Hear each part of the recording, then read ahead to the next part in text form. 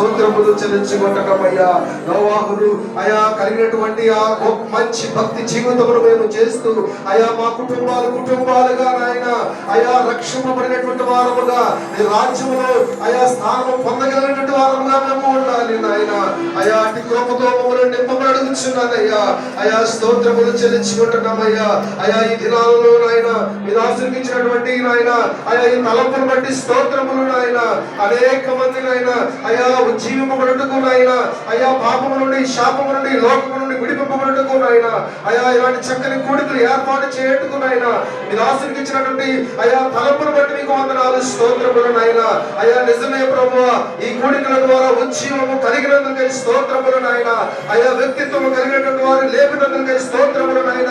విశ్వాసము కలిగినటువంటి వారు లేపినందుకై స్తోత్రములు నాయన. భయభక్తులు కలిగినటువంటి వారు లేపినందుకై స్తోత్రములు నాయన. కుటుంబాలుగా కట్టినందుకై స్తోత్రములు నాయన.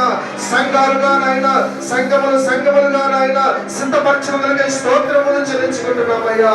మేము పొందుకున్నటువంటి నాయన ఇంటి విషయాలనైనా సమాజంలోనికి తీసుకెళ్లి వెళ్ళి మా ప్రవర్తన ద్వారా మా జీవితాల ద్వారా అయా స్వార్థ ద్వారా అనేకులని వద్దకు అయా ఆకర్షించగలిగినటువంటి ఆ బిడ్డలుగా మమ్మల్ని చేయమని అడుగుతున్నాడు తండ్రి. స్తోత్రములు చెల్లించుకుంటూ ఇంతవరకు తోడని నడిపించి మీరు కార్యములు జరిగించినందుకై స్తుతులు స్తోత్రములు చెల్లించుకుంటూ మా ప్రభువు రక్షకుడైన యేసుక్రీస్తు సర్వశక్తి గల నామములో అడిగి స్తుతించి ప్రార్థిస్తున్నాను తండ్రి.